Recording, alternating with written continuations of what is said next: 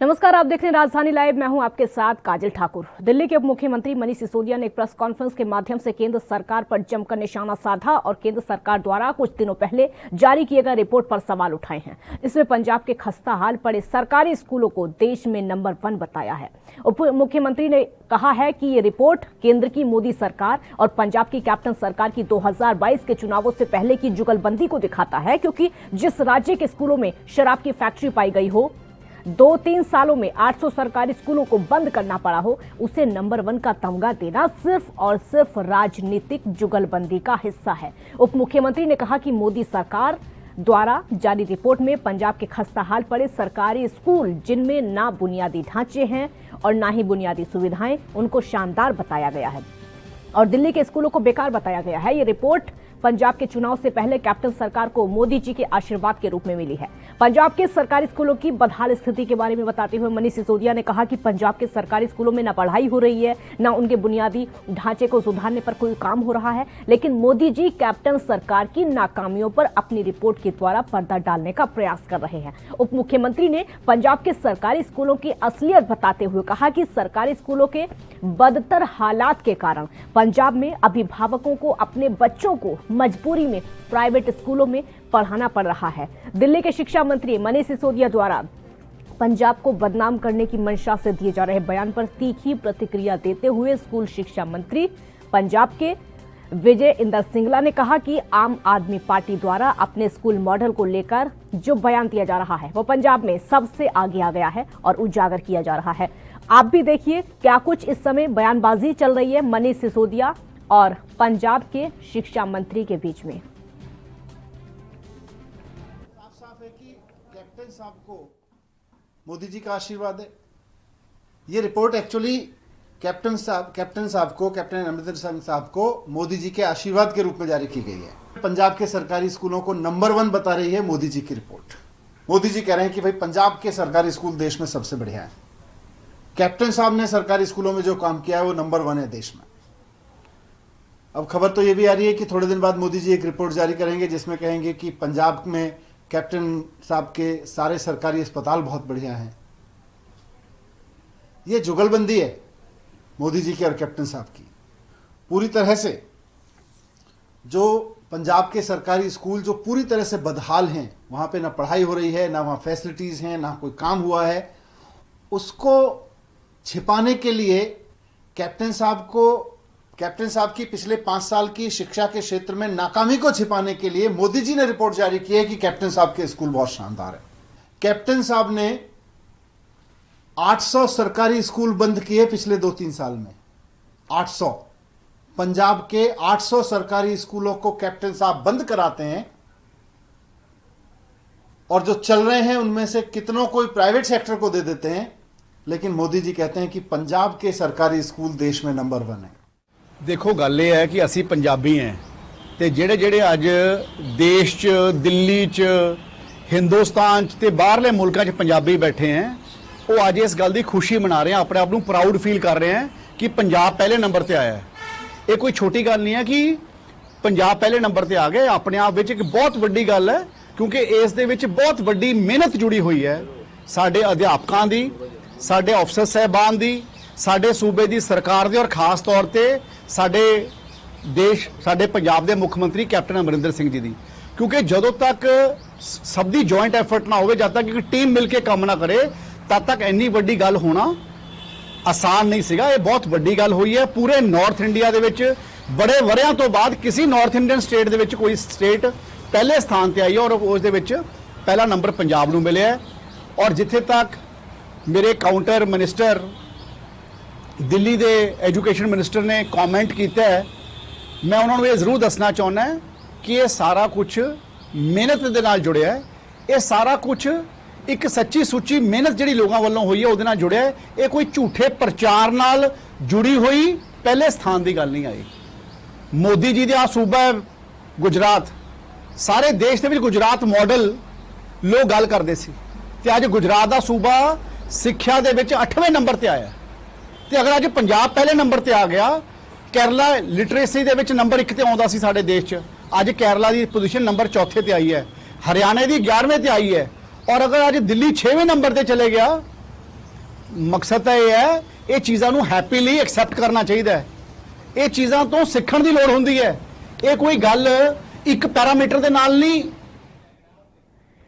राजीव तिवारी संवाददाता दिल्ली से इस समय हमारे साथ लाइव जुड़ चुके हैं। राजीव, अजीब जुगलबंदी चल रही है मनीष सिसोदिया और पंजाब के शिक्षा मंत्री के बीच में। मतलब रिपोर्ट आती है पंजाब के स्कूलों को नंबर 1 बता दिया जाता है, उसमें भी जुगलबंदी देखी जा रही है कि मोदी सरकार और पंजाब सरकार के बीच में सेटिंग।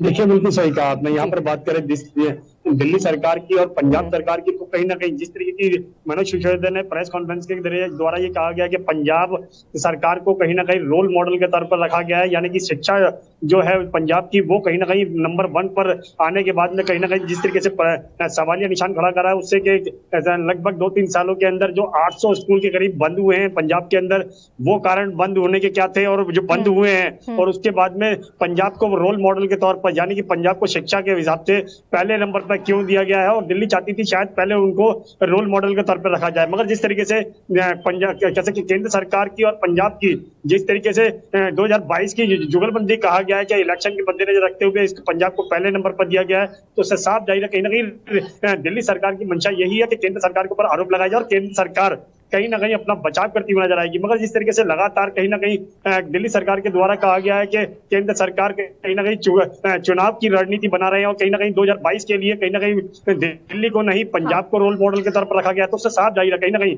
दिल्ली को कहीं ना कहीं झटका जरूर लगा है और दिल्ली कहीं ना कहीं जो शिक्षा विभाग है वो कहीं ना कहीं 6ठे नंबर पर आया है। जी जाहिर सी बात है, क्योंकि जैसा आप जाने कि दिल्ली को झटका लगा है, झटका इसीलिए लगा है क्योंकि दो सरकारों को जोड़ा जा रहा है एक साथ। केंद्र सरकार और पंजाब में कांग्रेस की सरकार है, दोनों को एक साथ में जोड़ना कोई तुक नहीं बैठता है। जाहिर सी बात है, दिखा रहा है कि केजरीवाल की बौखलाहट है ये, क्योंकि वहां के स्कूलों के हाल ऐसे हैं, इसलिए दिखाया गया।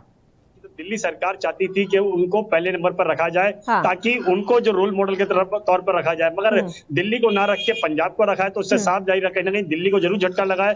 मगर बात करें जिस तरीके शिक्षा विभाग की, जो मनीष सिसोदिया खुद मुख्यमंत्री हैं उनके, तो कहीं ना कहीं इस तरीके की कह सकते हैं आरोप प्रत्यारोप करना कहीं ना कहीं ये जायज नहीं है, क्योंकि अगर पंजाब को रोल मॉडल के तौर पर रखा गया तो कहीं ना कहीं दिल्ली को भी 6ठे नंबर पर रखा गया है। मगर दिल्ली को भी चाहिए कहीं ना कहीं और ज्यादा बेहतर सुविधाएं स्कूलों के अंदर, खासकर सरकारी स्कूलों के अंदर दी जाए, ताकि जो चुनिंदा स्कूलों के अंदर नहीं बल्कि सभी स्कूलों के अंदर होनी चाहिए। मगर दिल्ली के अंदर अभी भी कुछ चुनिंदा स्कूलों के अंदर जरूर सुविधाएं बढ़ाई गई हैं, शिक्षा भी अच्छी करी गई है, मगर सभी सरकारी स्कूलों के अंदर ये सुविधाएं अभी नहीं हो पाई है, जिसकी वजह से कहीं ना कहीं दिल्ली को 6ठे नंबर पर रखा गया है और पंजाब को पहले नंबर पर रखा गया है। जी राजीव, राजनीतिक आकलन क्या कहता है कि ये जो आंकड़ा है, जो रिपोर्ट पेश की गई है, सच में ये रिपोर्ट है, यही आंकड़ा होना चाहिए, या फिर इसमें कोई भेदभाव किया गया है, जानबूझकर किया गया है, या फिर दिल्ली के जो स्कूल हैं उनको जानबूझकर पीछे किया गया? देखिए बिल्कुल बताइए, जिस तरीके से मनोज सिसोदिया ने कहा कि पंजाब को पहले नंबर पर दिया गया है, वो कहीं ना कहीं चुनाव के मद्देनजर रखते हुए दिया गया है, क्योंकि केंद्र सरकार ने सिर्फ एज ए गिफ्ट के तौर पर दिया गया पंजाब को। मगर कहीं ना कहीं दिल्ली सरकार भी यही चाहती थी कि उनको पहले नंबर मिले और शिक्षा जो है उनकी जो जिस तरीके से वो बेहतर कर रहे हैं वो कहीं ना कहीं सराहनीय हो, मगर वो सराहनीय लेकिन नहीं बल्कि 6ठे नंबर पर दिया गया है। उससे शायद जाहिर है कहीं ना कहीं दिल्ली सरकार को झटका जरूर लगा और दिल्ली सरकार यही चाहती थी कि उनको पहले नंबर पर रखा जाए। मगर जिस तरीके से पंजाब को पहले नंबर पर रखा गया, उससे साफ जाहिर है पंजाब के अंदर जो शिक्षा विभाग की जो स्थिति है वो कहीं ना कहीं सुधरती नजर आ रही है, और जिस तरीके से पहले नंबर पर दिया गया उससे साफ जाहिर है कहीं ना कहीं पंजाब भी कहीं ना कहीं डेवलप कर रहा है और कहीं ना कहीं शिक्षा जो उनकी है वो भी कहीं ना कहीं अच्छे लेवल पर जा रही है। जी ये जो राजनीतिक जुगलबंदी इस समय देखने को मिल रही, चाहे वो दिल्ली के डिप्टी सीएम बोल रहे हों या फिर पंजाब के शिक्षा मंत्री बोल रहे हैं, इतना तो तय है कि इलेक्शन होने हैं, उसको लेकर ये बयानबाजी सामने आ रही है सिर्फ। देखिए बिल्कुल सही कहा आपने, जब इलेक्शन नजदीक आते हैं तो इस तरीके की बयानबाजी बिल्कुल आती है और कहीं ना कहीं आरोप प्रत्यारोप भी लगते हैं, मगर किसी ना किसी मुद्दे के ऊपर ऐसे बनाया जाता है ताकि जनता तक ये मैसेज पहुंचे कि नहीं, सामने वाला गलत है और हम सही हैं। यही चीज पंजाब भी कर रहा है और कहीं ना कहीं यही चीज दिल्ली भी कर रहा है लगातार। कहीं ना कहीं अगर पंजाब को रोल मॉडल के तौर पर रखा गया तो कहीं ना कहीं उनको भी चाहिए कि और ज्यादा बेहतर करें, मगर जिस तरीके से दिल्ली को भी 6ठे नंबर पर रखा गया था, दिल्ली को भी चाहिए कहीं ना कहीं, क्योंकि बेहतर वाली बात आ जाती है। पंजाब के जो शिक्षा मंत्री खुद इस बात को कह रहे हैं कि अगर पंजाब पहले नंबर पर आ रहा है तो फिर दिक्कत क्या है? देखिए बिल्कुल जिस तरीके से बात करें पंजाब की, तो पंजाब अगर पहले नंबर पे आया है तो कहीं ना कहीं दिल्ली सरकार को बिल्कुल। बहुत शुक्रिया राजीव आपका इस पूरी जानकारी के लिए। एक छोटे से ब्रेक के लिए यहाँ पर रुकेंगे, जल्द हाजिर होंगे।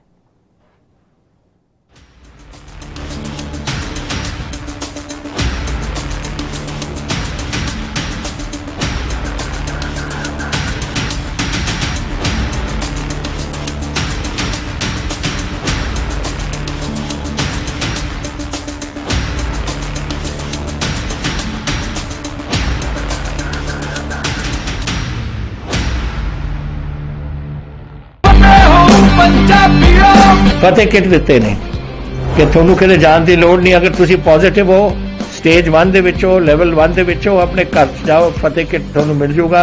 ਬਿਮਾਰੀ ਦਾ ਕੀ ਦਵਾਈ ਲੈਣੀ ਹੈ, कैसे ਲੈਣੀ ਹੈ, ਸਾਰਾ ਕਾਗਜ਼ ਵਿੱਚ ਹੈ। ਕੋਈ ਬੰਦਾ ਆਊਗਾ ਜਿਹੜਾ ਤੁਹਾਨੂੰ ਦੇਊਗਾ ਔਰ ਉਹ ਸਮਝਾਊਗਾ ਵੀ ਤੁਹਾਨੂੰ, ਉਹ ਤੁਸੀਂ ਲਓ।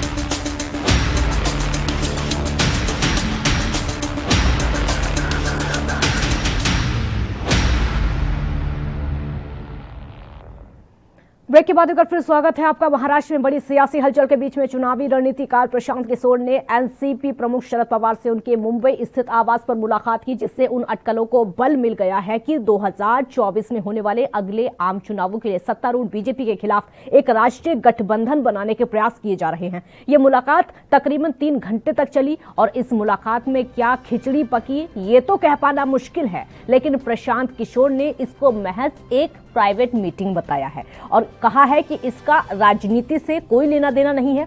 दरअसल प्रशांत किशोर शरद पवार की बेटी और बारामती से सांसद सुप्रिया सुले के साथ में दक्षिण मुंबई में स्थित पवार के आवास सिल्वर ओक पर पहुंचे थे और मुलाकात हुई। महाराष्ट्र के पूर्व मुख्यमंत्री देवेंद्र फडणवीस ने नागपुर एयरपोर्ट पर मीडिया कर्मियों से बात करते हुए एनसीपी सुप्रीमो और प्रशांत किशोर की मुलाकात को तवज्जो न देते हुए प्रधानमंत्री नरेंद्र मोदी को सर्वश्रेष्ठ बताया है। फडणवीस ने कहा है कि 2019 के जैसा ही 2024 में देश प्रधानमंत्री नरेंद्र मोदी को चुनेगा और उन्हीं के नेतृत्व में चुनाव लड़ा और जीता जाएगा, जिसको लेकर महाराष्ट्र में राजनीतिक सियासत और ज्यादा तेज हो गई है।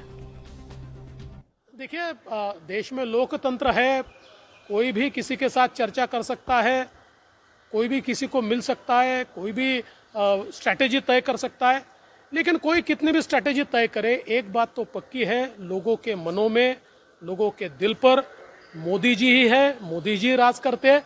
और 2024 के चुनाव में कोई साथ आए, कोई स्ट्रैटेजी तय करे, तब भी।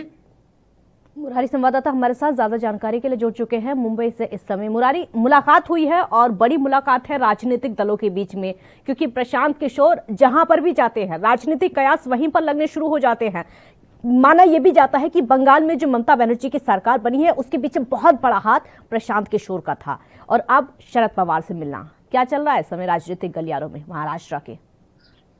काजल, देखिए, इस मुलाकात के बाद महाराष्ट्र में राजनीतिक सियासत पूरी तरह से गर्म हो चुकी है। एनसीपी प्रमुख शरद पवार से 3 घंटे की मुलाकात, और उस मुलाकात में किसी बड़े नेता का या उनके सहयोगियों का न होना ये जरूर साबित करता है कि महाराष्ट्र में एक ऊंची राजनीति की तैयारी की जा रही है, क्योंकि राजनीतिक कार्य रहे हैं और जिस तरीके से उनका यहाँ आना हुआ है, उनकी बेटी जो सुप्रिया सुले थी वो खुद अपनी गाड़ी में लेकर उन्हें सिल्वर ओके पहुंची थी। मीडिया के कानों कान तक भनक न लगे, इसलिए हर चीज की व्यवस्थाएं भी की गई थी। और इस मुलाकात आपकी बात पूरी करेंगे, एक छोटे से ब्रेक के लिए यहाँ पर रुकना होगा, जल्द हाजिर होंगे। छोटा सा ब्रेक यहाँ पर लेते हैं।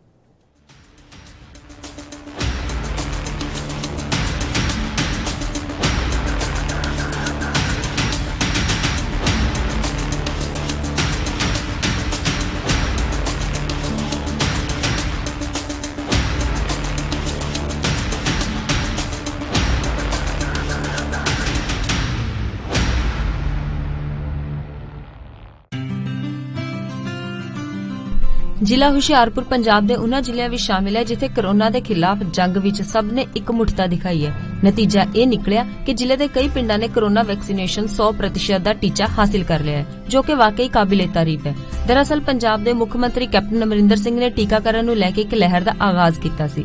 ਮੁੱਖ ਮੰਤਰੀ ਦੇ ਹੁਕਮਾਂ ਅਨੁਸਾਰ ਹੁਸ਼ਿਆਰਪੁਰ ਸਮੇਤ ਪੂਰੇ ਪੰਜਾਬ ਵਿੱਚ ਸ਼ੁਰੂ ਕੀਤੀ ਗਈ ਕਰੋਨਾ ਮੁਕਤ ਪਿੰਡ ਮੁਹਿੰਮ ਨੇ ਜ਼ੋਰ ਫੜ ਲਿਆ ਹੈ। ਇਸ ਮੁਹਿੰਮ ਤਹਿਤ ਹਰ ਰੋਜ਼ ਗ੍ਰਾਮ ਪੰਚਾਇਤਾਂ ਵੱਲੋਂ ਟੀਕਾਕਰਨ ਮੁਹਿੰਮ ਨੂੰ ਸਹਿਯੋਗ ਦਿੱਤਾ ਜਾ ਰਿਹਾ ਹੈ। ਇਸ ਮੁਹਿੰਮ ਦੇ ਸ਼ੁਰੂ ਹੋਣ ਤੋਂ ਬਾਅਦ ਪਹਿਲੇ 48 ਘੰਟਿਆਂ ਵਿੱਚ ਹੀ ਜ਼ਿਲ੍ਹੇ ਦੇ 11 ਪਿੰਡਾਂ ਨੇ ਕਰੋਨਾ ਵੈਕਸੀਨੇਸ਼ਨ ਦੀ 100% ਦੀ ਪਹਿਲੀ ਡੋਜ਼ ਲਗਵਾ ਲਈ ਸੀ।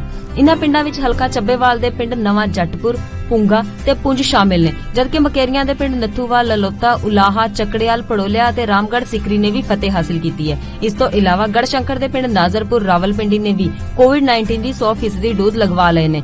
ਦੂਜੇ ਪਾਸੇ ਡਿਪਟੀ ਕਮਿਸ਼ਨਰ ਅਪਨੀਤ ਰਿਆਤ ਨੇ ਵੀ ਪਿੰਡਾਂ ਦੇ ਸਰਪੰਚਾਂ ਨੂੰ ਇਸ ਉਪਲਬਧੀ ਲਈ ਵਧਾਈ ਦਿੱਤੀ ਹੈ ਤੇ ਹੋਰਨਾਂ ਪਿੰਡਾਂ ਨੂੰ ਵੀ ਆਉਣ ਵਾਲੇ ਦਿਨਾਂ 'ਚ 100% ਟੀਕਾਕਰਨ ਲਈ ਪ੍ਰੇਰਿਤ ਕੀਤਾ ਹੈ। ਉਨ੍ਹਾਂ ਦੱਸਿਆ ਕਿ ਜ਼ਿਲ੍ਹੇ ਵਿੱਚ 3,52,723 ਲੋਕਾਂ ਦਾ ਟੀਕਾਕਰਨ ਹੋ ਚੁੱਕਾ ਹੈ ਤੇ ਰੋਜ਼ਾਨਾ 5,000 ਤੋਂ ਉੱਤੇ ਲੋਕਾਂ ਦਾ ਟੀਕਾਕਰਨ ਹੋ ਰਿਹਾ ਹੈ। ਦਰਅਸਲ ਪੰਜਾਬ ਦੇ ਮੁੱਖ ਮੰਤਰੀ ਕੈਪਟਨ ਅਮਰਿੰਦਰ ਸਿੰਘ ਨੇ ਐਲਾਨ ਕੀਤਾ ਸੀ ਕਿ ਸੂਬੇ ਦੇ ਪਿੰਡਾਂ ਵਿੱਚ 100% ਕੋਰੋਨਾ ਟੀਕਾਕਰਨ ਦੇ ਟੀਚੇ ਨੂੰ ਹਾਸਿਲ ਕਰਨ ਵਾਲੇ ਪਿੰਡ ਨੂੰ 10 ਲੱਖ ਰੁਪਏ ਦੀ ਵਿਸ਼ੇਸ਼ ਗ੍ਰਾਂਟ ਦਿੱਤੀ ਜਾਵੇਗੀ, ਜਿਸ ਦੇ ਨਤੀਜੇ ਵਜੋਂ ਪੰਜਾਬ ਦੇ ਸਾਰੇ ਪਿੰਡਾਂ 'ਚ ਵੈਕਸੀਨੇਸ਼ਨ ਨੇ ਜ਼ੋਰ ਫੜ ਲਿਆ। ਜਿਹੜਾ ਪਿੰਡ 100% ਵੈਕਸੀਨੇਸ਼ਨ ਕਰੂਗਾ ਉਹਨੂੰ ਮੈਂ 10 ਲੱਖ ਦਾ ਗ੍ਰਾਂਟ ਦੇਵਾਂਗਾ। ਨੋਟ ਕਰ ਲਓ, ਜਿੰਨੇ ਤਾਂ ਵੈਕਸੀਨ, ਮੈਨੂੰ ਪਤਾ ਵੈਕਸੀਨੇਸ਼ਨ ਦਾ ਕੋਈ ਡਰ ਹੈ, ਪਰ ਜਦ ਆਓ ਲੱਗ ਜਾਓ ਲਾਈਨਾਂ ਦੇ ਵਿੱਚ ਔਰ ਕਰਾ ਲਓ ਆਪਣੀ ਵੈਕਸੀਨੇਸ਼ਨ ਔਰ ਤੁਹਾਡੀ ਗ੍ਰਾਂਟ ਮੈਂ ਦੇ ਦੂੰਗਾ। ਜੋ ਕੁਝ ਤੁਸੀਂ ਆਪਣੇ ਪਿੰਡ 'ਚ ਕਰਾਉਣਾ ਤੁਸੀਂ ਕਰਾ ਲਓ। ਜ਼ਿਕਰਯੋਗ ਹੈ ਕਿ ਪੰਜਾਬ ਦੀ ਕੈਪਟਨ ਅਮਰਿੰਦਰ ਸਿੰਘ ਸਰਕਾਰ ਵਾਇਰਸ ਦੀ ਸ਼ੁਰੂਆਤ ਤੋਂ ਹੀ ਅਲਰਟ ਮੋਡ ਤੇ ਸੀ, ਜਿਸ ਦਾ ਨਤੀਜਾ ਇਹ ਨਿਕਲਿਆ ਕਿ ਅੱਜ ਪੰਜਾਬ ਦੇ ਵਿੱਚ ਕੋਰੋਨਾ ਦੇ ਕੇਸ ਘੱਟ ਤੇ ਹਸਪਤਾਲਾਂ 'ਚ ਸਹੂਲਤਾਂ ਜ਼ਿਆਦਾ ਨੇ।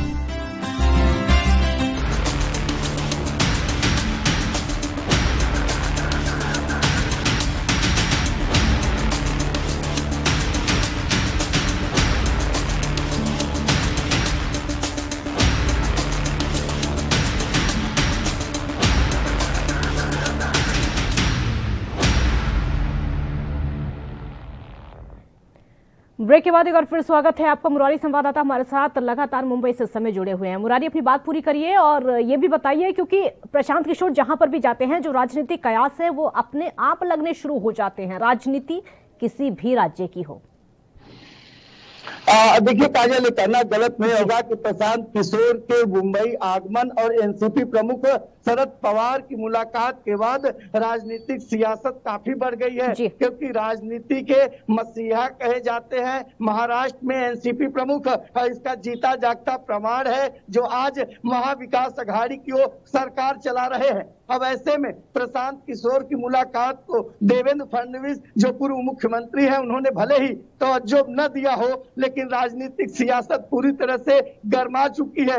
देखना यह होगा कि इस मुलाकात के बाद एनसीपी प्रमुख क्या अपनी तीनों पार्टियों सहित जो अन्य पार्टियां हैं उनके साथ कोई मुलाकात या चर्चा करती हैं, या फिर इस मुलाकात को राजनीतिक सियासत के जरिए आने वाले समय पर इस्तेमाल करते हैं। जी काजल, एक सवाल और है, और सवाल यह है कि अगर महाराष्ट्र में प्रशांत किशोर जाते हैं, शरद पवार से मुलाकात करते हैं, क्योंकि एक बड़ा राजनीतिज्ञ शरद पवार को भी माना जाता है और वैसा ही प्रशांत किशोर को भी माना जाता है, क्योंकि बंगाल में जो ममता बनर्जी की सरकार बनी है उसके पीछे माना यही जाता है कि पीके का बहुत बड़ा हाथ है पीछे की राजनीति चलाने में, और यही वजह है कि बीजेपी की हार वहां पर हुई है।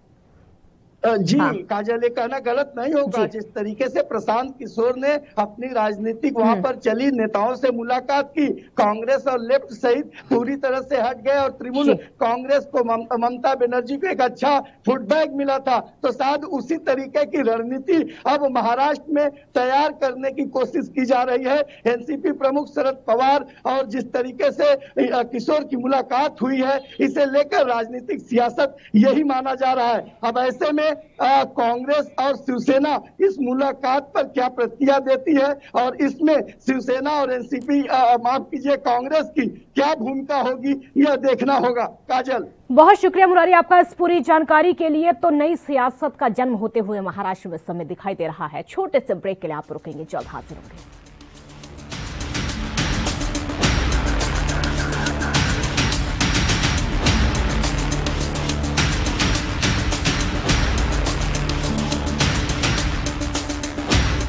कोरोना वायरस ਨੂੰ ਅਸੀਂ ਤਾਂ ਹੀ ਹਰਾ ਸਕਦੇ ਹਾਂ ਜੇਕਰ ਅਸੀਂ ਆਪਣੇ ਵੱਧ ਤੋਂ ਵੱਧ ਟੈਸਟ ਕਰਵਾਵਾਂਗੇ ਤੇ ਵੈਕਸੀਨੇਸ਼ਨ ਲਗਵਾਵਾਂਗੇ।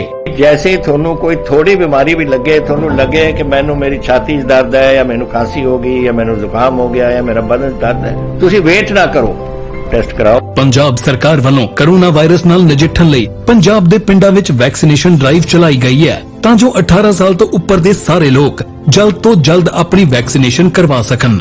ਪੂਰੇ ਪੰਜਾਬ ਦੇ ਪਿੰਡਾਂ ਲਈ ਕੋਵਿਡ ਟੈਸਟਿੰਗ ਕੇਂਦਰ ਸਥਾਪਿਤ ਕੀਤੇ ਗਏ ਨੇ। ਜੇਕਰ ਤੁਹਾਨੂੰ ਬੁਖਾਰ ਜ਼ੁਕਾਮ ਜਿਹੇ ਲੱਛਣ ਮਹਿਸੂਸ ਹੁੰਦੇ ਹਨ ਤਾਂ ਤੁਰੰਤ ਆਪਣਾ ਕੋਰੋਨਾ ਵਾਇਰਸ ਦਾ ਟੈਸਟ ਕਰਵਾਓ। ਕੋਰੋਨਾ ਸੰਬੰਧੀ ਜਾਣਕਾਰੀ ਲਈ 104 ਹੈਲਪਲਾਈਨ ਤੇ ਕਾਲ ਕਰੋ। तो ਤੁਸੀਂ ਪਲੀਜ਼ ਇਸ ਗੱਲ ਤੋਂ ਹੁਣ ਮੇਰੀ ਗੱਲ ਮੰਨੋ ਕਿ ਆਪਾਂ ਪੰਜਾਬ ਨੂੰ ਬਚਾਉਣਾ ਹੈ, ਆਪਣੇ ਪਰਿਵਾਰਾਂ ਨੂੰ ਬਚਾਉਣਾ ਹੈ, ਆਪਣੇ ਪਿੰਡ ਨੂੰ ਬਚਾਉਣਾ ਹੈ, ਤੁਸੀਂ ਆਪਣੇ ਮੁਹੱਲਿਆਂ ਨੂੰ ਬਚਾਉਣਾ ਹੈ। ਤੁਸੀਂ जो दसिया डॉक्टर ने करो। हिदायतां दी पालना करके आओ मिल के करिए कोरोना ते फतेह। यही है साडा मिशन फतेह।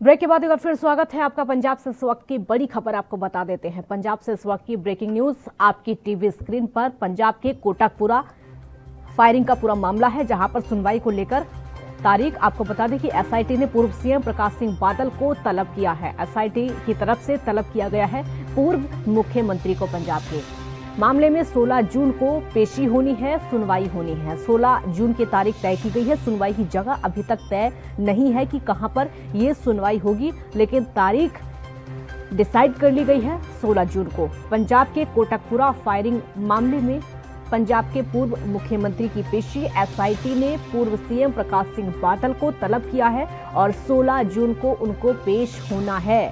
मामले में 16 जून जो है तारीख डिसाइड की गई है, पेशी होगी। हालांकि ये अभी तक स्पष्ट नहीं है कि पेशी कहां पर होनी है। ये जगह अभी तक फाइनल नहीं की गई है कि पेशी कहां पर होनी है। इस वक्त की बड़ी जानकारी हम आप तक पहुंचा रहे हैं। पंजाब के कोटकपुरा का जो फायरिंग का मामला है, पूर्व मुख्यमंत्री प्रकाश सिंह बादल की पेशी होनी है 16 जून को। ये पेशी होगी, बयानबाजी वहां पर होगी। हालांकि कहां पर ये होनी है ये अभी तक पता नहीं है। तारीख डिसाइड कर ली गई है 16 जून को पेशी।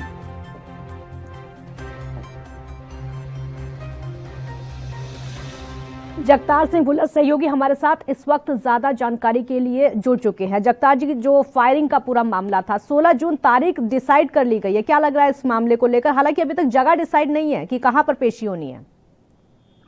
बिल्कुल, देखिए जी, बहुत 2015 का मामला, मतलब 6 साल हो चुकी है और जब श्रोमणी अकाली दल और भारतीय जनता पार्टी की सरकार थी तब वहाँ गोली चली थी की बेदबी को लेकर, और उस समय मुख्यमंत्री प्रकाश बादल था।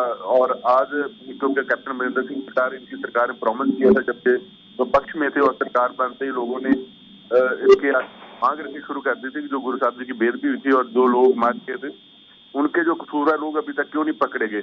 तो कैप्टन अमरिंदर सिंह ने दोबारा एक नई एसआईटी का गठन किया था एडीजीपी एलके यादव के नेतृत्व में। तो उनकी तरफ से 16 जनवरी को पूर्व मुख्यमंत्री प्रकाश सिंह बादल को सम्मन किया गया। अभी फिलहाल क्योंकि पूर्व मुख्यमंत्री उनके कहने पे उनके पिछली बिल्कुल जगतार जी, बहुत शुक्रिया आपका इस पूरी जानकारी के लिए। छोटे से ब्रेक के लिए यहाँ पर रुकना होगा, जल्द हाजिर होंगे।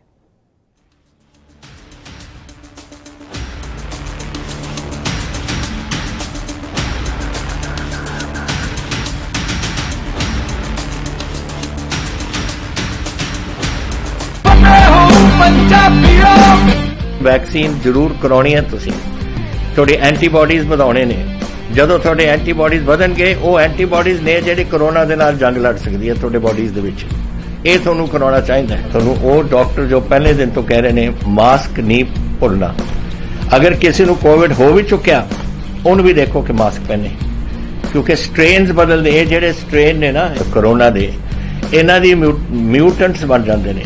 ਇਸ ਕਰਕੇ ਤੁਸੀਂ ਉਹ ਜੋ ਬੇਸਿਕ ਚੀਜ਼ਾਂ ਨੇ, ਮਾਸਕ ਪਹਿਨਣਾ, ਹੱਥ ਧੋਣੇ, सोशल डिस्टेंसिंग रखनी ये जरूरी है।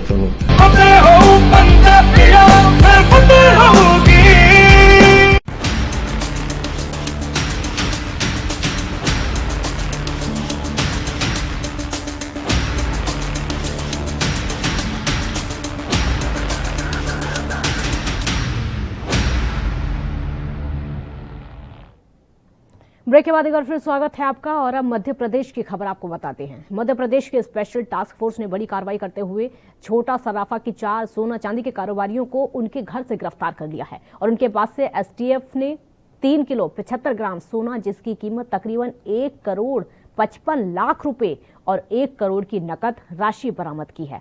एसटीएफ को सूचना मिली थी कि आरोपी विदेश से सोने के बिस्किट मंगवाकर मिलावटी बिस्किट तैयार करते हैं। फिलहाल एसटीएफ सभी आरोपियों से पूछताछ कर रही है।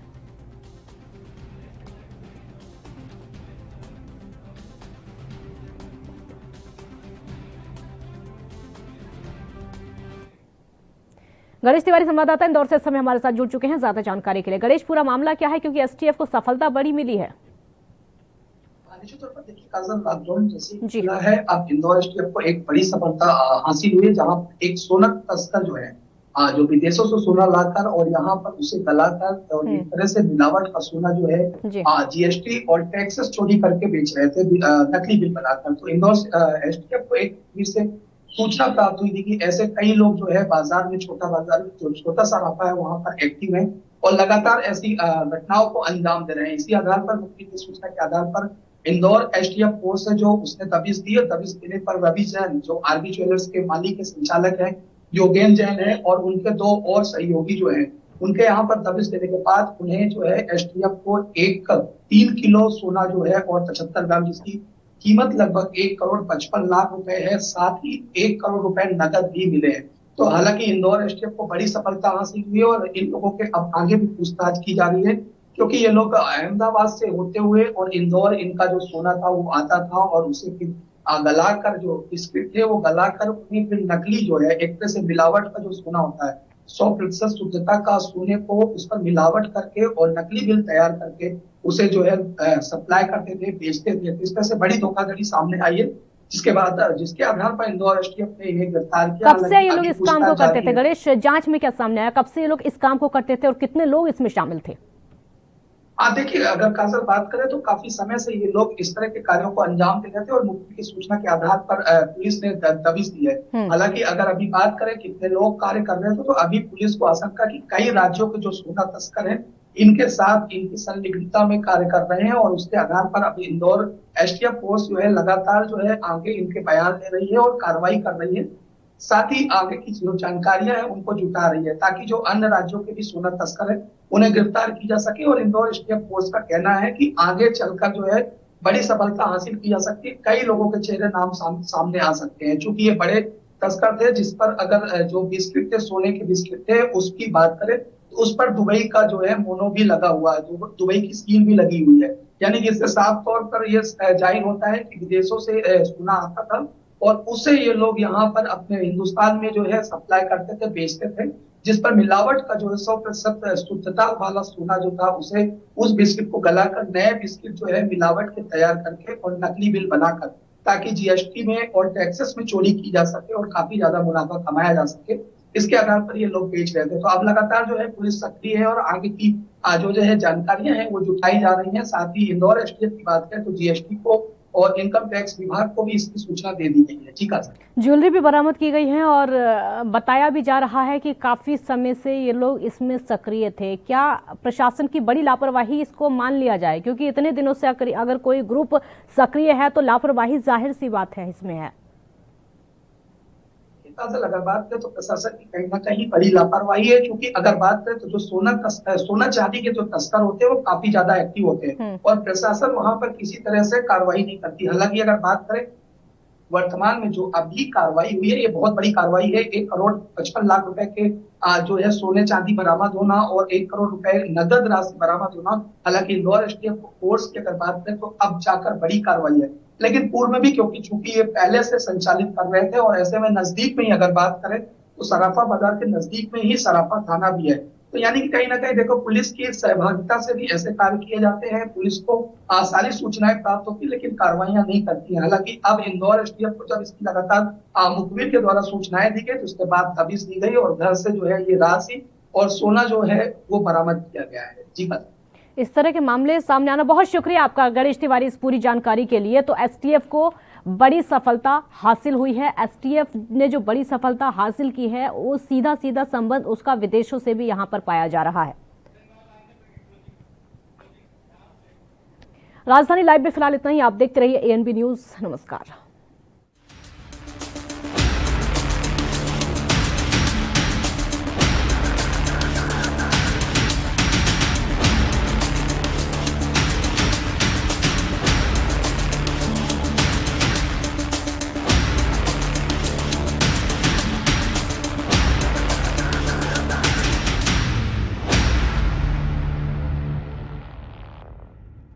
त्रिगण कृपया ध्यान दें। ANB express news on wheels, Tata sky Airtel Facebook page, Instagram, Jio TV, Google play, YouTube और ऐप स्टोर पर रात 9 बजे ANB न्यूज पर आ रही है। धन्यवाद।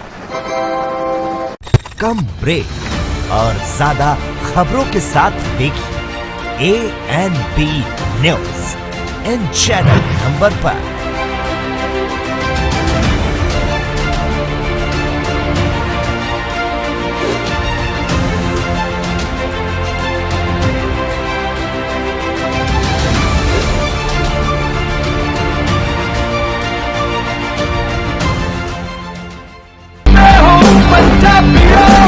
रूरल कोरोना वॉलंटियर्स कह के एक 7 ਬੰਦਿਆਂ ਦਾ ਗਰੁੱਪ ਹਰ ਪਿੰਡ ਦੇ ਵਿੱਚ ਬਣਾਇਆ ਜਾਏ। ਉਹ 7 ਮੈਂਬਰ ਦਾ ਗਰੁੱਪ ਆਪਣੇ ਪਿੰਡਾਂ ਦੇ ਵਿੱਚ ਘੁੰਮੇ ਔਰ ਇਹਦੇ ਵਿੱਚ ਉਹਨਾਂ ਨੂੰ ਐਮਫਸਾਈਜ਼ ਕਰਨਾ ਚਾਹੀਦਾ ਹੈ ਟੈਸਟ ਕਰੋ, ਜੈਸੇ ਮੈਂ ਤੁਹਾਨੂੰ ਦੱਸਿਆ। ਜਿੱਥੇ ਫਿਰ ਅਗਰ ਕੋਈ ਪੋਜ਼ਿਟਿਵ ਨਿਕਲਿਆ ਉਹ ਕਿਹਨੂੰ ਮਿਲਿਆ ਉਹਨੂੰ ਟ੍ਰੇਸ ਕਰੋ ਕਿ ਜਾ ਕੇ ਦੇਖੋ ਕਿ ਕਿਹਨੂੰ ਮਿਲਿਆ, ਉਹਨੂੰ ਵੀ ਟੈਸਟ ਕਰੋ ਔਰ ਫਿਰ ਜਿਹੜੇ ਕੋਵਿਡ ਪੋਜ਼ਿਟਿਵ ਨੇ ਟ੍ਰੀਟ ਕਰੋ। 3 T's 3 T's test, trace and treat. ਇਹ ਚੀਜ਼ਾਂ ਅਗਰ ਆਪਾਂ ਕਰ ਸਕੀਏ ਤਾਂ ਤੁਸੀਂ ਦੇਖੋ ਇਹਦੇ 'ਚ ਆਪਣੇ ਪਿੰਡ 'ਚ ਔਰ ਮੁਹੱਲਿਆਂ 'ਚ ਕੰਟਰੋਲ ਆ ਸਕਦੀ ਹੈ।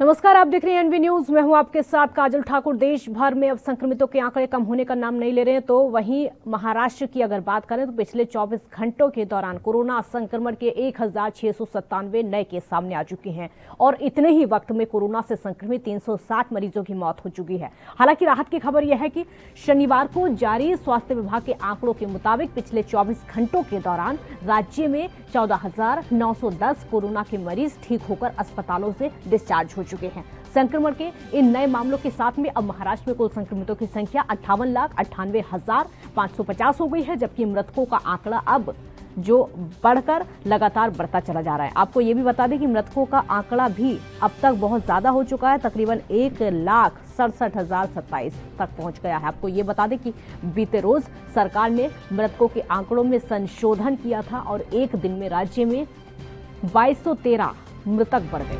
महाराष्ट्र की राजधानी मुंबई में पिछले 24 घंटों के दौरान कोरोना से 733 नए केस सामने आए हैं और इतने समय में शहर में 18 और लोगों ने अपनी जान गंवा दी है।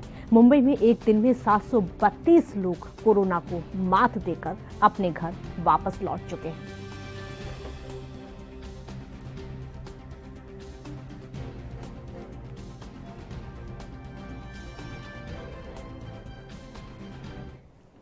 सत्यप्रकाश सोनी संवाददाता इस समय मुंबई से हमारे साथ लाइव जुड़ चुके हैं। सत्यप्रकाश, देश भर की अगर बात करें तो ना तो मौत के आंकड़े कम हो रहे हैं और ना ही महाराष्ट्र में मौत के आंकड़े कम हो रहे हैं। कहां पर चूक रह जा रही, क्या वजह है जो कि मौत के जो आंकड़े हैं वो घटने का नाम नहीं लेते?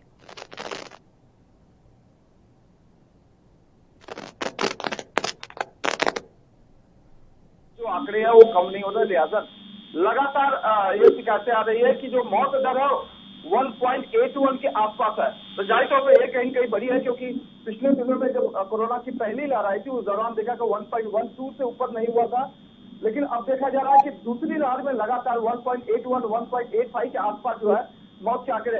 हालांकि जिस तरह से पिछले हफ्ते में आंकड़े बढ़ रहे थे उस लिहाज से अगर देखा जाए तो मौत के आंकड़ों पर लगाम जरूर लगी है, लेकिन अभी जो आंकड़े आ रहे हैं वो कहीं कहीं महाराष्ट्र सरकार की नींद उड़ाने वाले हैं।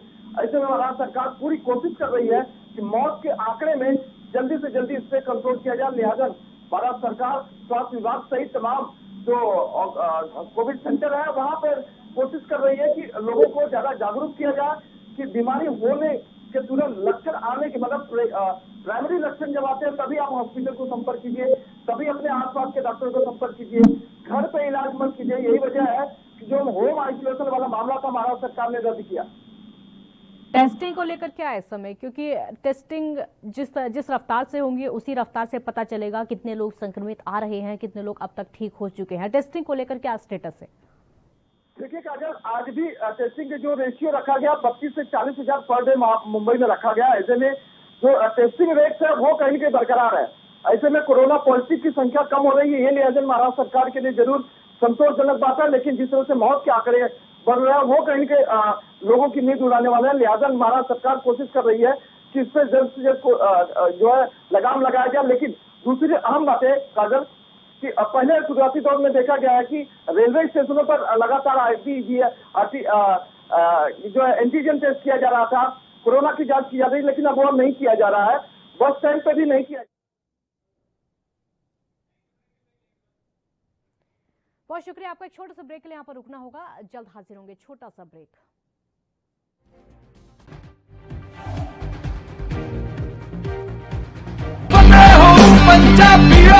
फतेह किट ਦਿੱਤੇ ਨੇ ਕਿ ਤੁਹਾਨੂੰ ਕਿਤੇ ਜਾਣ ਦੀ ਲੋੜ ਨਹੀਂ। ਅਗਰ ਤੁਸੀਂ ਪੋਜ਼ਿਟਿਵ ਹੋ, ਸਟੇਜ 1 ਦੇ ਵਿੱਚ ਹੋ, ਲੈਵਲ 1 ਦੇ ਵਿੱਚ ਹੋ, ਆਪਣੇ ਘਰ 'ਚ ਜਾਓ, ਫਤਿਹ ਕਿਟ ਤੁਹਾਨੂੰ ਮਿਲ ਜੂਗਾ। ਬਿਮਾਰੀ ਦਾ ਕੀ ਦਵਾਈ ਲੈਣੀ ਹੈ, कैसे ਲੈਣੀ ਹੈ, ਸਾਰਾ ਕਾਗਜ਼ ਵਿੱਚ ਹੈ। ਕੋਈ ਬੰਦਾ ਆਊਗਾ ਜਿਹੜਾ ਤੁਹਾਨੂੰ ਦੇਊਗਾ ਔਰ ਉਹ ਸਮਝਾਊਗਾ ਵੀ ਤੁਹਾਨੂੰ, ਉਹ ਤੁਸੀਂ ਲਓ। ਫਤਿਹ ਹੋ ਪੰਜਾਬੀਓ, ਫਤਿਹ ਹੋਊਗੀ।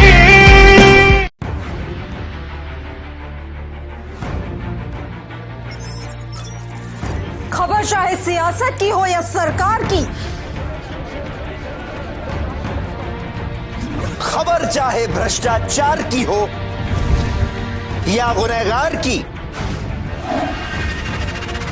दिन भर में क्या रहा देश जगत का हाल, किस मुद्दे ने बनाई किसकी सरकार, रखते हैं हम सब पर नजर, पहुंचाते हैं हम हर खबर। हम हैं AN।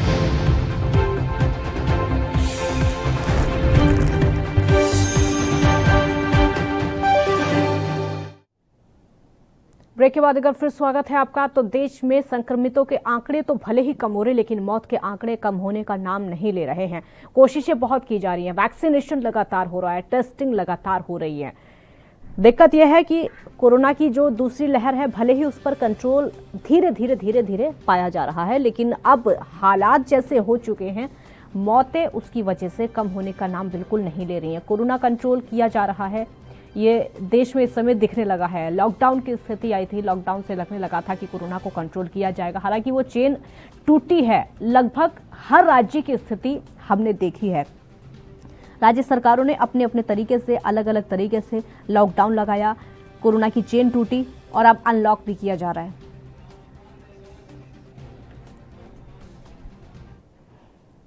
राजकुमार जायसवाल अमेठी से संवाददाता इस समय हमारे साथ लाइव जुड़ चुके हैं। राजकुमार, अमेठी का हाल बताइए, कोरोना को लेकर क्या है? संक्रमितों के आंकड़े किस तरीके से वहां पर कम हो रहे हैं? मौत के आंकड़ों में क्या है? मौत के आंकड़े वहां पर कम हो रहे हैं या फिर बढ़ रहे हैं? क्योंकि चिंता देश भर में जो है वो मौत के आंकड़ों को लेकर है।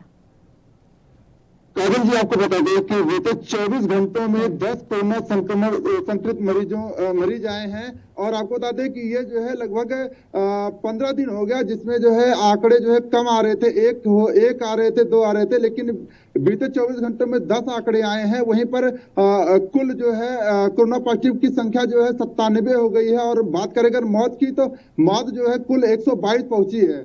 जी, मौतें लगातार बढ़ती जा रही है। वैक्सीनेशन होना चाहिए लगातार, इसके लिए भी कहा जा रहा है। सरकार भले ही अपनी तरफ से जागरूक कर रही है, लोग क्या वैक्सीनेशन लगातार करवा रहे हैं? जागरूकता है या फिर जागरूकता की कमी? क्योंकि उत्तर प्रदेश के कई गांव ऐसे हैं जहां पर जागरूकता की बहुत ज्यादा कमी है, अफवाहें फैल रही हैं। जी काजल जी, आपको बता दें कि यहाँ पे जो लक्ष्य रहता है उस लक्ष्य को प्राप्त करने में भी कहीं ना कहीं कठिनाई देखने को मिल रही है। अभी जो है कल की जो 24 घंटे का आंकड़ा है वो 2200 का लक्ष्य दिया गया था, जिसमें जो है 1700 के लगभग जो है पहुंचे हैं। उसमें पहली ही डोज जो है लगाई गई है और ऐसे में जो है लक्ष्य से कहीं ना कहीं आधे से थोड़ा सा अधिक पहुंचे हैं ये लोग आंकड़ों में। लेकिन जो डर है इनका कोरोना के प्रति, जो 45 वर्ष के ऊपर की आयु के लोग हैं उनमें जो है कहीं ना कहीं ये ज्यादा है। वो लोग कोरोना के वैक्सीनेशन से दूर हो रहे हैं। लोगों में जागरूकता की अभी भी कमी है। भले ही जिला प्रशासन की टीम जो है गांव में जाकर प्रधानों को जागरूक कर रही है, प्रधानों के माध्यम से गांववासियों को जागरूक किया जा रहा है, लेकिन कहीं ना कहीं ये देखने को मिल रहा है कि जो टीम आती है, चाहे वो विद्यालय में लगाने के लिए हो या कहीं और पे हो, वो जो है वहां पे पहुंचती है और बाहर ही रहना पड़ता है। तो ऐसे में लगातार ये देखने को मिल रहा है कि लोगों को जो जागरूकता होनी चाहिए लोगों में, वो जागरूकता की कमी है और जिससे वैक्सीनेशन कहीं ना कहीं पीछे होता जा रहा है। जी, उत्तर प्रदेश की कई तस्वीरें हैं जो कि हम रोजाना देखते हैं और तस्वीरें ऐसी हैं जो कि आस्था लोगों पर भारी पड़ रही है। आस्था इतनी ज्यादा है कि लोगों ने प्रतापगढ़ की अगर बात करूं मैं, उत्तर प्रदेश के प्रतापगढ़ की, वहां पर कोरोना माता का मंदिर बना दिया गया है। लोग वहां पर जल चढ़ा रहे हैं, लोग पूजा पाठ कर रहे हैं। उन लोगों को लगता है कि शायद कोरोना माता का मंदिर बनाने से कोरोना खत्म हो जाएगा। आस्था बहुत ज्यादा लोगों पर हावी है। जी, आपको बता दें कि कोरोना पर आस्था भारी होती जा रही है। बीते दिनों में देखने को मिला कि अमेठी जनपद में भी लगातार जो गांव की महिलाएं हैं उनके द्वारा एक दुखदुरिया नाम की पूजा की जाती है। वो पूजा की गई, मंदिरों में जो है लगातार जो है ग्रामीण इकट्ठा होकर पूजा किए। ऐसे में जो है ये एक आस्था से जोड़कर देखा जा रहा है। कोरोना देवी का मंदिर बनवा लिया गया है, तो ऐसे में कहीं ना कहीं ये देखा जा रहा है कि कोरोना पर आस्था भारी पड़ रही है। जी, लगातार जो टेस्टिंग को लेकर भी सवाल उठ रहे हैं, टेस्टिंग क्या उस तरीके से हो रही है जिस तरीके से होनी चाहिए? क्योंकि संक्रमितों की संख्या जैसे जैसे कम हो रही है, क्या टेस्टिंग हो रही है या फिर टेस्टिंग में भी कमी आई है? क्या लग रहा है उत्तर प्रदेश में? नहीं, अगर बात करें उत्तर प्रदेश की तो कहीं ना कहीं टेस्टिंग में कमी आई है। अगर अब जो है टेस्ट उतने नहीं किए जा रहे हैं। जो आंकड़ा है वो भी यही बता रहा है कि टेस्टिंग की कमी की वजह से कोरोना संक्रमितों का आंकड़ा भी घटता नजर आ रहा है। सिर्फ लिखा पढ़ी में ये कहा जा रहा है कि हम कोरोना को जीत चुके हैं, कोरोना हमसे दूर हो गया है। लेकिन जो वास्तविकता है अभी देख लिया जाए कि सोमवार से शुक्रवार तक मार्केट खुल रही है। मार्केट में वो स्थिति है कि अगर देखा जाए तो कोरोना कहीं ना कहीं एकाएक फिर से पलटवार कर सकता है। और जबकि तीसरी लहर की चेतावनी बराबर दी जा रही है, तो ऐसे में लगातार प्रशासन फेल होता नजर आ रहा है। सिर्फ कागजों पर ही ये रहता है कि हम जो है आगे बढ़ रहे हैं, कोरोना पीछे घट रहा है। जी, सोशल डिस्टेंसिंग के लिए लगातार कहा जा रहा है क्योंकि उत्तर प्रदेश के सभी जिलों को अनलॉक कर दिया गया है। जो पाबंदियां हैं उत्तर प्रदेश में उन सबको हटा दिया गया है। क्या उसके बाद, उन पाबंदियों के बाद कैसा माहौल इस समय देखने को मिल रहा है? जो लॉकडाउन के समय था वो सतर्कता इस समय देखने को मिल रही है। अब अनलॉक होने के बाद जिस तरीके से लोग घर से बाहर मास्क लगाकर निकल रहे थे, सोशल डिस्टेंसिंग का पालन लगातार कर रहे थे, क्या अनलॉक में वही तस्वीरें देखने को मिल रही या सिर्फ लापरवाही? काजल जी, आपको बता दें कि जिस तरह से लॉकडाउन था उसमें बहुत ही सख्ती थी। लगातार जो बाहर निकल रहे थे बिना मास्क के, बेवजह घूम रहे थे, उन पर फाइन लगाया जा रहा था। लेकिन अब ये देखा जा रहा है कि अमेठी जनपद की अगर बात करें तो यहाँ पे जो कोरोना की गाइडलाइन है कि शादी विवाह में कम लोग जाएंगे बाहर। बिल्कुल। और जो है बहुत शुक्रिया आपका इस पूरी जानकारी के लिए। ब्रेक के लिए यहाँ पर रुकना होगा, जल्द हाजिर होंगे।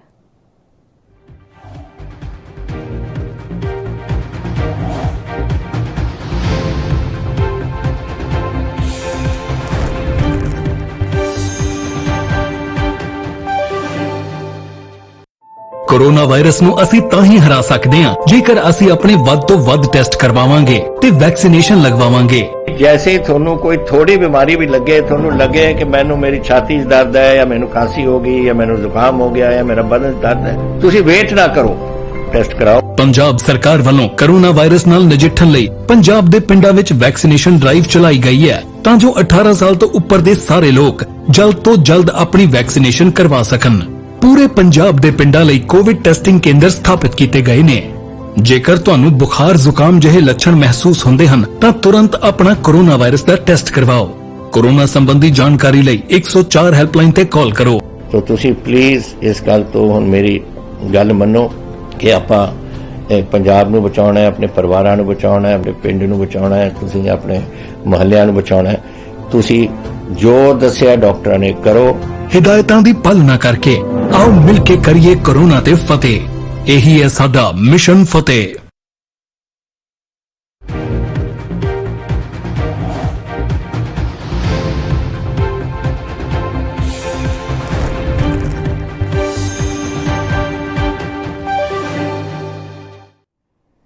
ब्रेक के बाद एक बार फिर स्वागत है आपका। देश भर में कोरोना संक्रमितों की संख्या कम होती जा रही है, लेकिन मौत के आंकड़े अभी भी डराने वाले हैं। देश की राजधानी दिल्ली का भी लगभग वैसा ही हाल है। राजीव तिवारी संवाददाता इस समय दिल्ली से हमारे साथ लाइव जुड़ चुके हैं।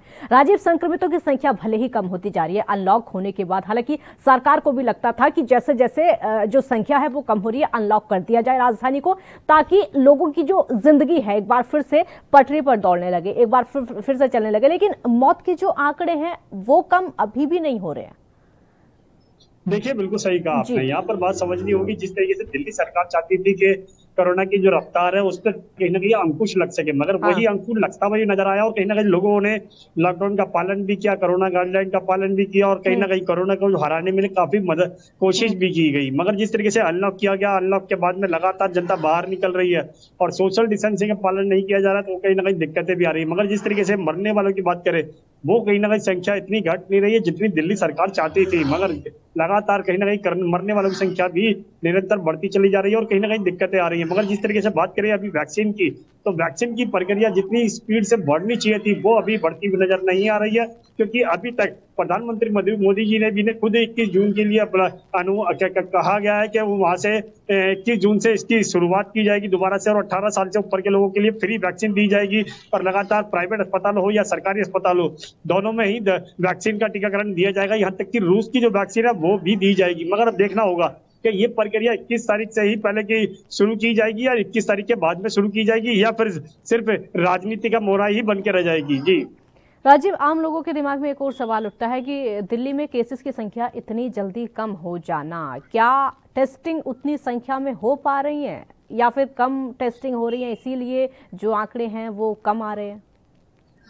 देखिए बिल्कुल बता दें, जिस तरीके से बात करें दिल्ली की, तो दिल्ली के अंदर लगातार कहीं ना कहीं ये सवाल जरूर उठ रहा है कि हर एक के मन में उठ रहा है कि जिस तरीके से दिल्ली के अंदर कोरोना के आंकड़े लगभग 28,000 से ज्यादा ऊपर हो चुके थे और कहीं ना कहीं वो पार हुए थे, तो कहीं ना कहीं डरावनी स्थिति थी। मगर एकदम से इतनी कमी आना, तो वो कहीं ना कहीं जरूर लोगों के मन में सवाल बना हुआ। और दिल्ली सरकार जिस तरीके से टेस्टिंग कर रही है उसमें भी सवालिया निशान खड़ा हो रहा है कि टेस्टिंग की जो प्रक्रिया है वो कम की जा रही है और कहीं ना कहीं जो आंकड़े हैं वो कम दिखाए जा रहे हैं। मगर जिस तरीके से दिल्ली सरकार बार बार कह रही है कि हम कोरोना की रफ्तार पर ब्रेक लगा चुके हैं, अंकुश लगा चुके हैं और इसीलिए हमने अनलॉक किया गया है, मगर देखना होगा क्या आने वाले दिनों के अंदर जो तीसरी लहर के लिए दिल्ली सरकार की भी कहीं ना कहीं कोशिश करनी चाहिए थी और कहीं ना कहीं केंद्र सरकार भी इसके साथ मिलकर काम करे। मगर जिस तरीके से तीसरी लहर के लिए कहा गया है कि तीसरी लहर भी बच्चों के लिए घातक है और कहीं ना कहीं वो भी आ सकती है, तो उसके लिए दिल्ली सरकार कितनी बड़ी तैयारी कर रही है ये दिल्ली सरकार के ऊपर निर्भर करता है। मगर दिल्ली सरकार निरंतर अस्पतालों के अंदर ऑक्सीजन प्लांट बिल्कुल लगाती चली जा रही है और लगातार कोशिश भी की जा रही है केंद्र सरकार के द्वारा भी कि तालमेल मिला रहा है और कहीं ना कहीं जो तीसरी लहर है बच्चों के लिए घातक बताई जा रही है, मगर उसमें कहीं ना कहीं बच्चों को राहत मिल सके। जी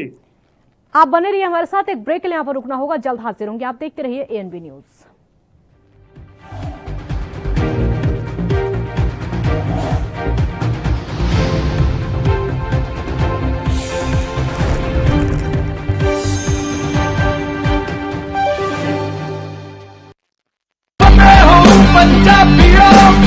वैक्सीन जरूर करवानी है, तुसीं थोड़ी एंटीबॉडीज ਵਧਾਉਣੇ ਨੇ। ਜਦੋਂ ਤੁਹਾਡੇ ਐਂਟੀਬਾਡੀਜ਼ ਵਧਣਗੇ ਉਹ ਐਂਟੀਬਾਡੀਜ਼ ਨੇ ਜਿਹੜੀ ਕੋਰੋਨਾ ਦੇ ਨਾਲ ਜੰਗ ਲੜ ਸਕਦੀ ਹੈ ਤੁਹਾਡੇ ਬਾਡੀਜ਼ ਦੇ ਵਿੱਚ, ਇਹ ਤੁਹਾਨੂੰ ਕਰਾਉਣਾ ਚਾਹੀਦਾ ਹੈ। ਤੁਹਾਨੂੰ ਉਹ ਡਾਕਟਰ ਜੋ ਪਹਿਲੇ ਦਿਨ ਤੋਂ ਕਹਿ ਰਹੇ ਨੇ ਮਾਸਕ ਨਹੀਂ ਭੁੱਲਣਾ।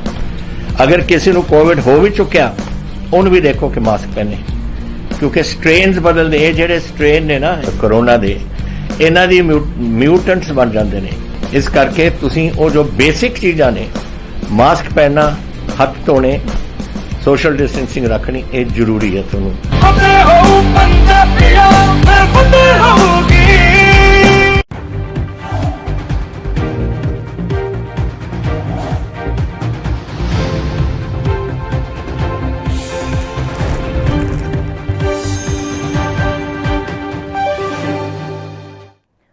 ब्रेक के बाद एक बार फिर स्वागत है आपका। देश भर में संक्रमितों की संख्या भले ही कम होती जा रही, लेकिन मौत के आंकड़े कम हो रहे, जिस तरीके से नाम नहीं ले रहे कम होने का, उससे सवाल राज्य सरकारों पर भी उठता है, टेस्टिंग पर भी उठता है।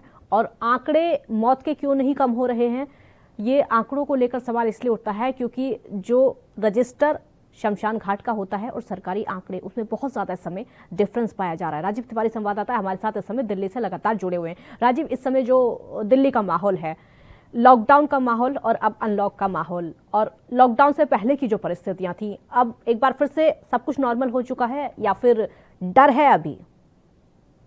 देखिए बिल्कुल बताइए, जिस तरीके से बात करें अनलॉक की और कहीं ना कहीं लॉकडाउन की, तो दोनों में ही कहीं ना कहीं अलग अलग फर्क था, क्योंकि लॉकडाउन के अंदर लोग बाग घरों के अंदर थे, वह अनलॉक के अंदर अब लोग बाग बिल्कुल बाहर निकल चुके हैं और लगातार अपनी दिनचर्या जो है वो दोबारा से स्टार्ट की जा चुकी है। यानी कि सीधे सीधे कहे तो कहीं ना कहीं आगे के लिए जीवन जो है वो कहीं ना कहीं चलना स्टार्ट हो चुका है। मगर जनता कहीं ना कहीं अभी भी सोशल डिस्टेंसिंग का पालन नहीं कर रही है और कुछ जगहों पर तो मास्क का यूज नहीं किया जा रहा। मगर कहीं ना कहीं जो आंकड़े हैं वो कहीं ना कहीं अभी भी चौंकाने वाले हैं, क्योंकि जिस तरीके से दिल्ली सरकार के जो आंकड़े आ रहे हैं और जो शमशान घाट के जो आंकड़े आ रहे हैं उनमें कहीं ना कहीं तालमेल मिलता नजर नहीं आ रहा। और यही कहा जा रहा है कि बार बार कि दिल्ली सरकार जो है वो आंकड़े छुपाने की कोशिश कर रही है और आंकड़े सच्चाई जो है वो जनता के सामने नहीं रख रही है। मगर दिल्ली सरकार बार बार इस सवालों से बचती हुई नजर आ रही है और कहीं ना कहीं यही कहा जा रहा है कि दिल्ली के अंदर आंकड़े कम हुए हैं तो उसका कहीं ना कहीं श्रेय जो है वो जनता को दिया जा रहा है। मगर कहीं ना कहीं जो शमशान घाटों की जो स्थिति है वो कहीं ना कहीं चौंकाने वाली है, और क्योंकि मरने वालों की संख्या निरंतर बढ़ती चली जा रही है। जी, मरने वालों की संख्या लगातार बढ़ती चली जा रही है। वैक्सीनेशन को लेकर इस समय दिल्ली का क्या स्टेटस है? वैक्सीन की जो स्पीड है वो कैसे चल रही है? क्योंकि मुनाफे को लेकर सवाल उठ रहे हैं कि प्राइवेट अस्पताल मुनाफा कमा रहे हैं। देखिए, बिल्कुल बता दें, जिस तरीके से बात करें वैक्सीन को लेकर जो प्रक्रिया होनी चाहिए थी वो बिल्कुल नहीं दिखाई दे रही है। यहाँ तक कि जो दिल्ली सरकार भी कहा था दिल्ली सरकार ने कि हम लगातार प्रक्रिया को स्टार्ट करेंगे और सुचारू रूप से जल्द ज्यादा से ज्यादा लोगों तक टीकाकरण पहुंचाया जाएगा। मगर अभी तक टीकाकरण की जो स्पीड होनी चाहिए थी वो मिलती नहीं आ रही है। यहाँ तक कि जो मीडिया सेंटर के जो वैक्सीन सेंटर खोले गए थे उनमें भी स्पीड नहीं नजर आ रही है, और तमाम जो सेंटर खोले गए थे वो अभी तक सुचारू रूप से इतने स्टार्ट नहीं है जितने होने चाहिए थे। मगर जिस तरीके से बात करें प्राइवेट अस्पतालों की, तो प्राइवेट अस्पतालों में सुचारू रूप से टीकाकरण बिल्कुल किया जा रहा है। यहाँ तक कि मुनाफा जो कमाया जा रहा है वो कहीं ना कहीं प्राइवेट अस्पतालों के अंदर और कहीं ना कहीं मिली भगत से ही कमाया जा रहा है। मगर जिस तरीके से बात करें वैक्सीनेशन सेंटरों की, सरकारी सेक्टर बिल्कुल बंद पड़े हुए हैं। मगर 21 तारीख से यानी 21 जून से इसकी शुरुआत की जाएगी और 18 साल से ऊपर के लोगों के लिए टीकाकरण जरूर दिया जाएगा। मगर देखना होगा कि तीसरी लहर से दिल्ली सरकार और केंद्र सरकार दोनों ही कितनी तैयार है, ये जरूर देखना होगा इसके अंदर। जी, 21 तारीख से शुरुआत होगी सरकारी सेंटरों में वैक्सीनेशन की, लेकिन दिल्ली के जो आम लोग हैं, जिनको कहा जाएगा जो दिहाड़ी मजदूर लोग हैं या फिर गरीब लोग हैं, वो तो इस समय प्राइवेट अस्पतालों में नहीं जा पा रहे होंगे वैक्सीनेशन करवाने के लिए। उनको तो सिर्फ और सिर्फ सरकारी अस्पताल में ही जाने का इंतजार होगा। मतलब साफ है कि वो लोग अभी घर से बाहर वैक्सीन लगवाने नहीं निकल पा रहे होंगे।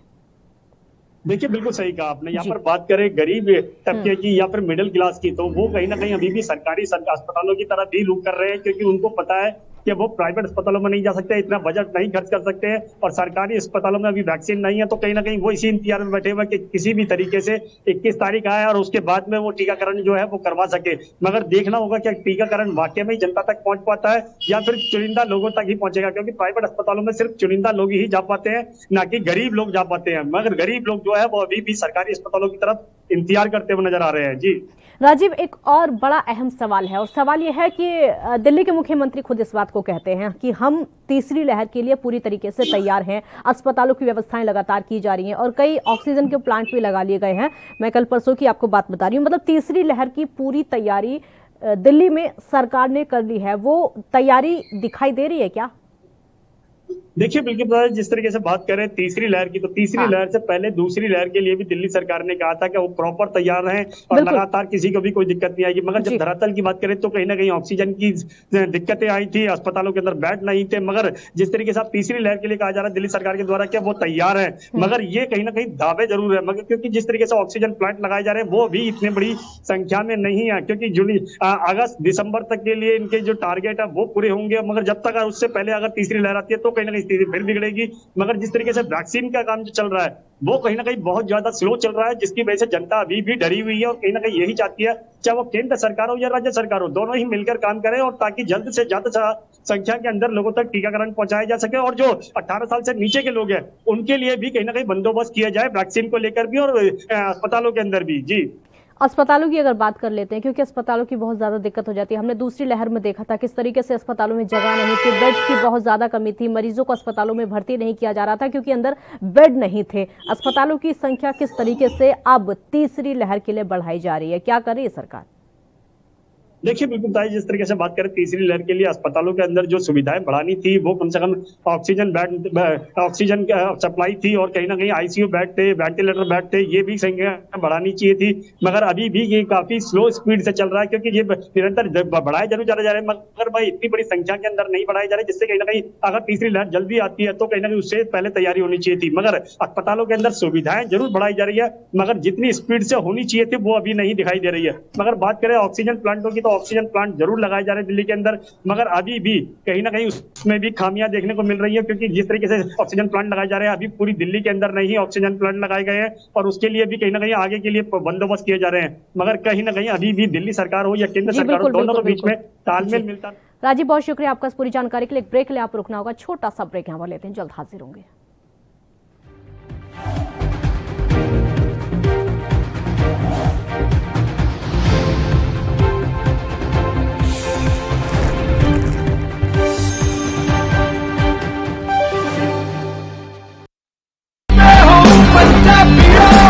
रूरल कोरोना वॉलंटियर्स कह के एक 7 ਬੰਦਿਆਂ ਦਾ ਗਰੁੱਪ ਹਰ ਪਿੰਡ ਦੇ ਵਿੱਚ ਬਣਾਇਆ ਜਾਏ। ਉਹ 7 ਮੈਂਬਰ ਦਾ ਗਰੁੱਪ ਆਪਣੇ ਪਿੰਡਾਂ ਦੇ ਵਿੱਚ ਘੁੰਮੇ ਔਰ ਇਹਦੇ ਵਿੱਚ ਉਹਨਾਂ ਨੂੰ ਐਮਫਸਾਈਜ਼ ਕਰਨਾ ਚਾਹੀਦਾ ਹੈ, ਟੈਸਟ ਕਰੋ ਜੈਸੇ ਮੈਂ ਤੁਹਾਨੂੰ ਦੱਸਿਆ। ਜਿੱਥੇ ਫਿਰ ਅਗਰ ਕੋਈ ਪੋਜ਼ਿਟਿਵ ਨਿਕਲਿਆ ਉਹ ਕਿਹਨੂੰ ਮਿਲਿਆ ਉਹਨੂੰ ਟ੍ਰੇਸ ਕਰੋ ਕਿ ਜਾ ਕੇ ਦੇਖੋ ਕਿ ਕਿਹਨੂੰ ਮਿਲਿਆ, ਉਹਨੂੰ ਵੀ ਟੈਸਟ ਕਰੋ ਔਰ ਫਿਰ ਜਿਹੜੇ ਕੋਵਿਡ ਪੋਜ਼ਿਟਿਵ ਨੇ ਟ੍ਰੀਟ ਕਰੋ। 3 T's test, trace and treat. ਇਹ ਚੀਜ਼ਾਂ ਅਗਰ ਆਪਾਂ ਕਰ ਸਕੀਏ ਤਾਂ ਤੁਸੀਂ ਦੇਖੋ ਇਹਦੇ 'ਚ ਆਪਣੇ ਪਿੰਡ 'ਚ ਔਰ ਮੁਹੱਲਿਆਂ 'ਚ ਕੰਟਰੋਲ ਆ ਸਕਦੀ ਹੈ।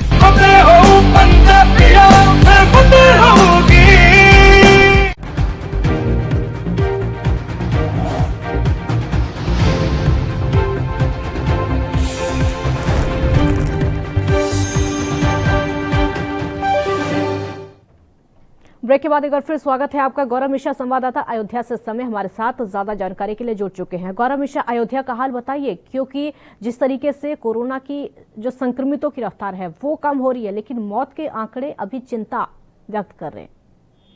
देखिए काजल, आपको बता दें कि जिस तरीके से कोविड की मरीजों की संख्या लगातार कम होती जा रही है और जिस तरीके से मौत का आंकड़ा है वो भी रामनगरी अयोध्या में कम देखने को मिल रहा है। आपको बताते चले कि जिस तरीके से और लॉक खत्म होने के बाद लोग बेहिचक जो है घर से बाहर निकल रहे हैं, मास्क नहीं लगा रहे हैं, तमाम प्रकार की जो गाइडलाइंस है उसको फॉलो नहीं कर रहे हैं।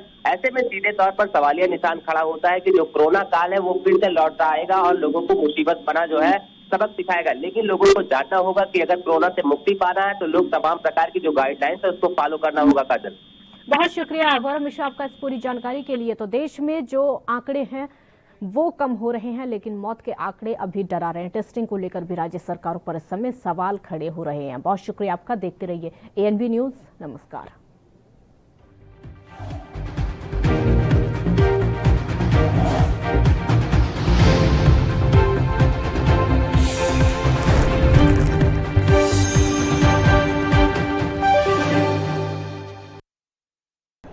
यात्रीगण कृपया ध्यान दें, ANB express news on wheels Tata sky, Airtel, Facebook page, Instagram, Jio TV, Google play, YouTube और ऐप स्टोर पर रात 9 बजे ANB न्यूज पर आ रही है। धन्यवाद।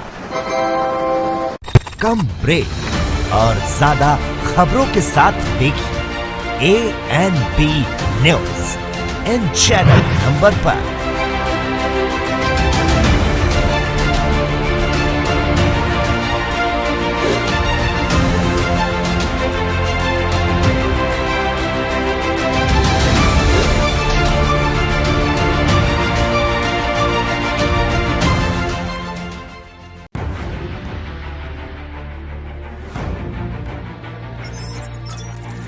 खबर चाहे सियासत की हो या सरकार की, खबर चाहे भ्रष्टाचार की हो या गुनहगार की, दिन भर में क्या रहा देश जगत का हाल, किस मुद्दे ने बनाई किसकी सरकार, रखते हैं हम सब पर नजर, पहुंचाते हैं हम हर खबर। हम हैं ANB न्यूज।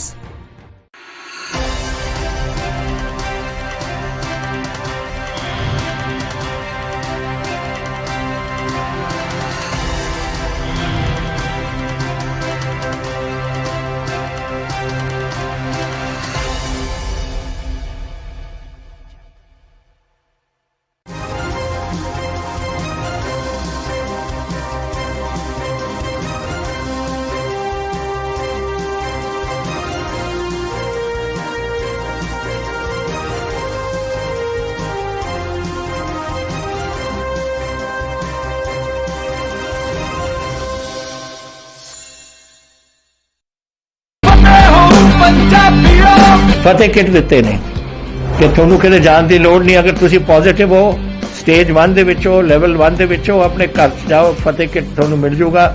ਬਿਮਾਰੀ ਦਾ ਕੀ ਦਵਾਈ ਲੈਣੀ ਹੈ, कैसे ਲੈਣੀ ਹੈ, ਸਾਰਾ ਕਾਗਜ਼ ਵਿੱਚ ਹੈ। ਕੋਈ ਬੰਦਾ ਆਊਗਾ ਜਿਹੜਾ ਤੁਹਾਨੂੰ ਦੇਊਗਾ ਔਰ ਉਹ ਸਮਝਾਊਗਾ ਵੀ ਤੁਹਾਨੂੰ, ਉਹ ਤੁਸੀਂ ਲਓ।